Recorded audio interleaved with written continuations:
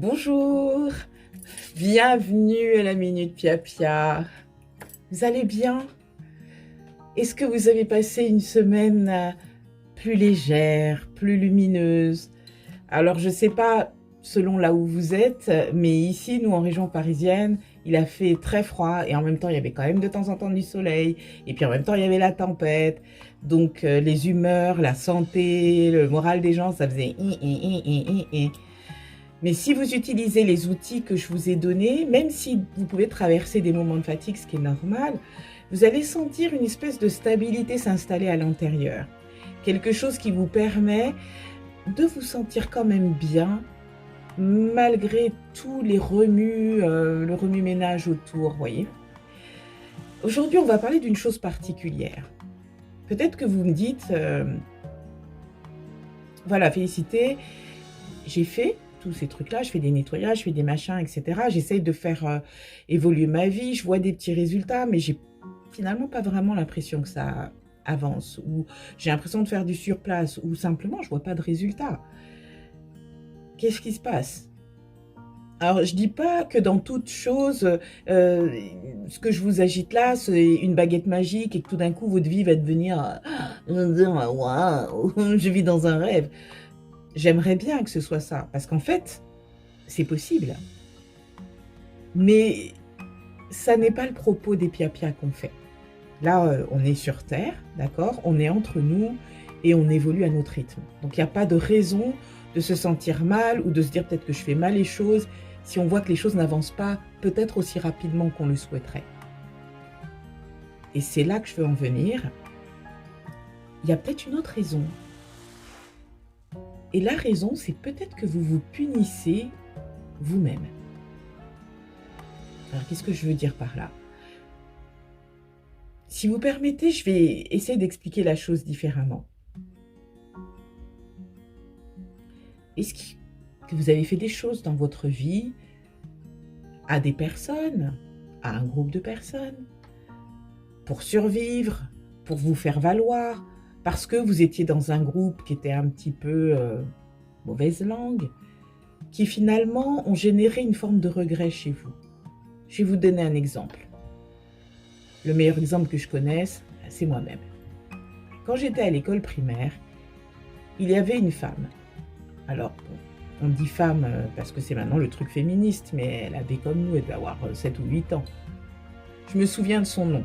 Alors, je vais dire son prénom et la première lettre de son nom, parce que je n'ai pas à révéler davantage. Elle s'appelait Florence L. Et il se passait un truc très cruel pour notre groupe d'enfants, alors que, comme je vous ai dit, j'étais tout le temps quelqu'un qui était là pour défendre les gens qui étaient attaqués, etc. Bah, elle, non. Bizarrement, on aimait la voir pleurer. On aimait la voir pleurer. Je ne sais pas pourquoi. J'essaye de me revenir des fois dans la tête, de me dire, mais qu'est-ce qu'il y avait de si drôle que ça, la voir pleurer? Je ne sais pas. Je sais qu'on aimait ça. Et je sais qu'on faisait tout pour. Cette pauvre Florence a été notre bouc émissaire pendant pratiquement un an. Et du temps a passé, hein. Et ça me reste en tête. Et pendant des années, c'est quelque chose qui a été un poids pour moi. De me dire comment ai-je pu me comporter d'une façon aussi horrible vis-à-vis d'un être humain. Et me réjouir de le mettre à terre. Et puis après, il y a eu d'autres circonstances dans ma vie où je n'ai pas non plus à être très fière de ce que j'ai pu faire. Et d'autres personnes ont payé les conséquences pour mon inconséquence. Et souvent, ce qui se passe, quand finalement on retrouve sa droiture, hein, on a un chemin, on a sa personnalité qui s'est enfin installée, on n'est plus dans les émois de l'adolescence et porté par la vague du groupe, on réfléchit à tout ça, on décide d'être une meilleure personne, on décide d'entrer dans la lumière, on décide de faire les choses bien. Mais il y a cette petite voix là derrière qui vous rappelle que, oh là là, attention, il y a peut-être escroquerie parce que tu n'as pas toujours été cette personne merveilleuse. Puis vous trimballez ce petit truc derrière. Et ce petit truc derrière, bizarrement, fait que vous ne vous donnez pas le droit d'être heureux ou d'être heureuse à 100% comme vous le devriez.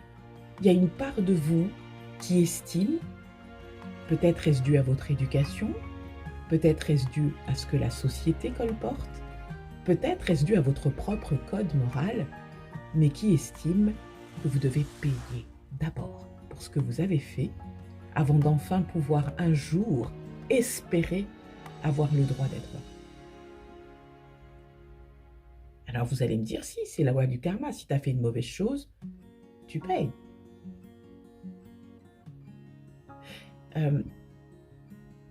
Je ne sais pas si ça va vous plaire ou vous déplaire, mais ça n'est absolument pas la loi divine.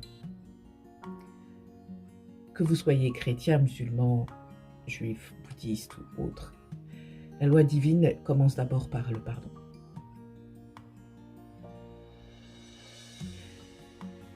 Et le premier pardon que vous devez, c'est le pardon à vous-même. Mais je ne vais pas vous amener sur le chemin du pardon, ce n'est pas de ça dont on parle.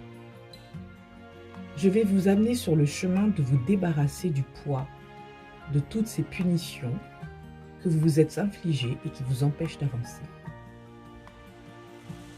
Je vais m'adresser aux personnes, par exemple, et certaines vont se reconnaître, qui ont créé des business, des affaires. Elles ont une éthique, elles ont un truc, et elles ne voient pas les choses décoller. Alors certes, et c'est vrai, il y a des empêchements extérieurs. Mais la question, et la question que poserait justement quelqu'un qui travaille, hein, si vous travaillez avec un chercheur de lumière, un travailleur spirituel, il vous dirait, qu'est-ce qui en vous refuse?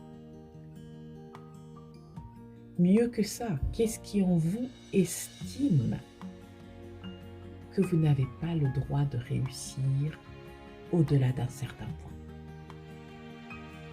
Qu'est-ce qui en vous a créé cette limite pour vous faire payer quelque chose que vous avez fait avant, ou quelque chose qu'ont fait vos parents ou qu'a fait votre famille, et pour laquelle vous estimez que vous devez vous acquitter?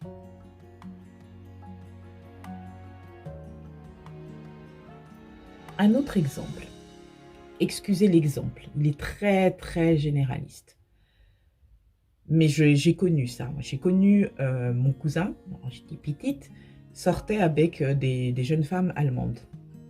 Et l'une d'elles m'a dit, ça serait bien, quand tu seras plus grande et tout, tu viendras nous voir à Berlin.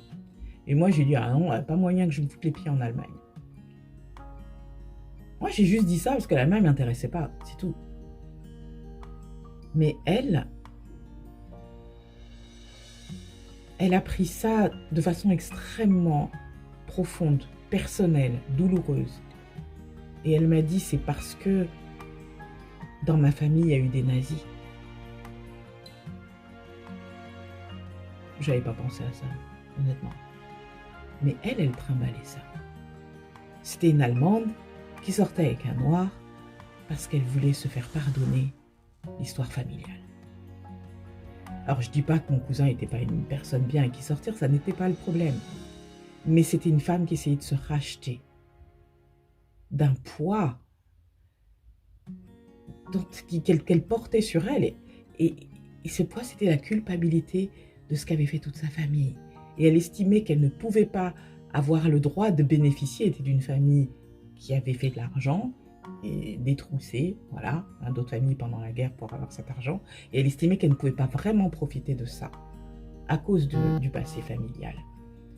Et je ne sais pas ce qu'elle est devenue, mais elle était complètement submergée par cette culpabilité. Et je pense que ça la bloquait dans la vie et ça l'empêchait d'avoir le droit d'être heureuse.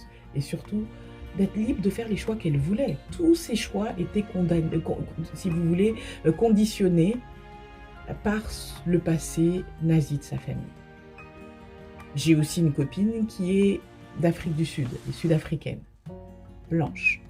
C'est la même chose, exactement. Plein d'amis noirs. Parce qu'elle essaye de racheter le passé de sa famille africanaire qui ont été particulièrement odieux avec les Noirs sur le territoire. Et plein de fois, je lui ai dit, mais c'est pas toi. Libère-toi de ça.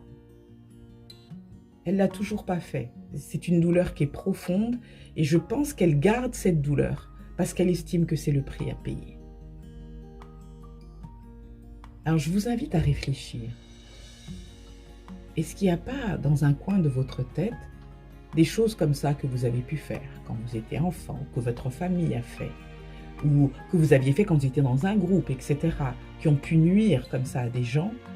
Et est-ce qu'il n'y a pas une part de vous, inconsciemment, qui vous fait payer ça? Et qui, par conséquent, vous empêche de construire la vie que vous souhaiteriez réellement vivre?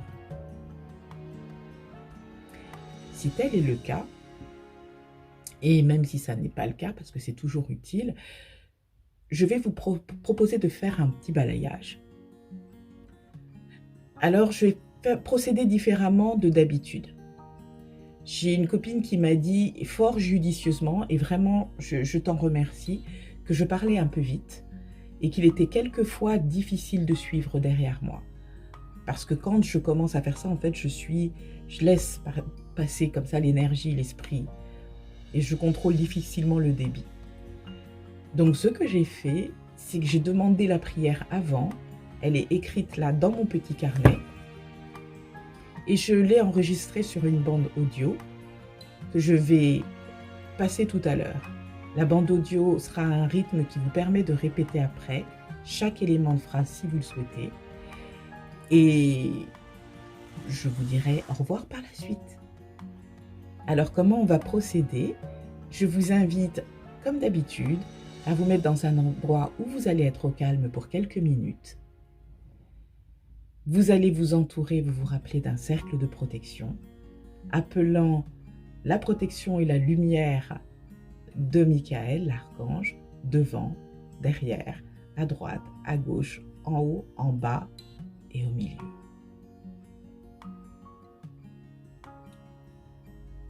Maintenant, je vais mettre l'audio. Répétez après moi si vous le souhaitez. On se retrouve tout à l'heure.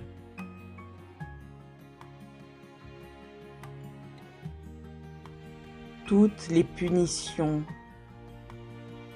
que je me suis infligées en réparation au mal que j'ai pu faire, au mal que j'ai pensé, au mal que j'ai dit, je les désactive maintenant. Je les déracine. Je les arrache.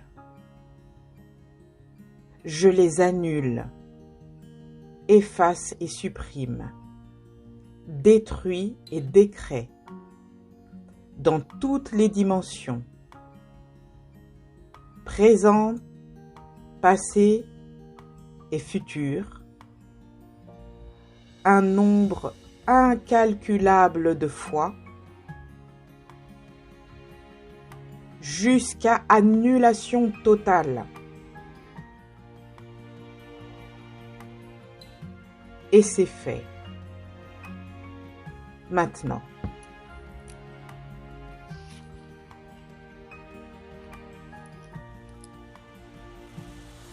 À la place de l'espace laissé vacant,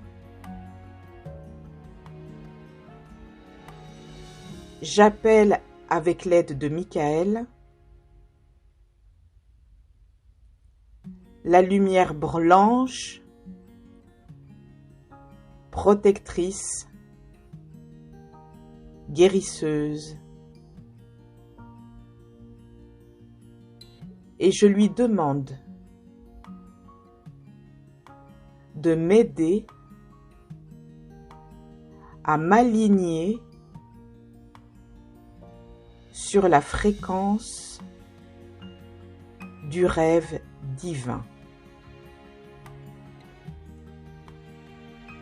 À présent, je vis le rêve que Dieu a fait pour moi, pour tout l'ensemble de ma vie. et c'est fait. Merci. Et voilà, c'est fait. Prenez une grande respiration. Essayez de sentir si des petites choses se passent déjà. En vous, peut-être dans vos perceptions autour de vous. Comment vous vous sentez?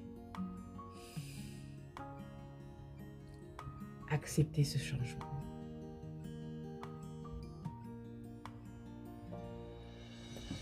Et la Minute Pia-Pia, c'est terminé pour aujourd'hui. Alors, comme d'habitude, nous accueillons les nouveaux venus avec joie. Bienvenue.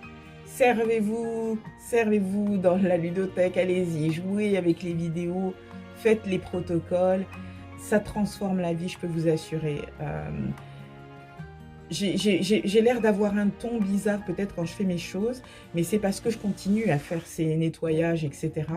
Et c'est vrai qu'après m'avoir fatiguée, après avoir causé des maladies, l'autre chose que j'ai eue maintenant, c'était les espèces de colère qui sortaient comme ça. Je contrôlais pas trop. Et puis là, je suis dans un espèce d'état très comme un enfant. Mais vraiment, hein, très, je sais pas, très sautillante. Et tant mieux, il y a beaucoup de choses nouvelles qui se passent et qui vont vraiment dans le bon sens. Et de plus en plus, je sens que je m'allège de tous les filtres que la société a mis sur moi. Alors déjà que j'étais quelqu'un qui essaie au maximum d'être dans ma vérité, on va dire, je pense que je le suis encore plus que jamais. C'est une liberté énorme de se permettre ça. Je vous souhaite d'arriver déjà à ce stade-là parce que c'est une transformation pour votre vie, c'est une libération énorme. Et à partir du moment où vous commencez à sentir votre liberté à l'intérieur, il n'y a plus de limite à ce que vous pouvez faire pour votre vie. Donc je vous invite vraiment à suivre ce chemin, à entrer dans la lumière, entrer dans la joie, le bonheur sans raison, pour réussir à mener la vie qui vous plaît. Hein, qu'on ne subisse plus, mais qu'on soit là et qu'on vive pleinement, quoi. Alors, je vous dis à la prochaine. Bien sûr, je vous souhaite le meilleur, le meilleur, le meilleur. S'il vous plaît, prenez soin de vous. On se dit à bientôt.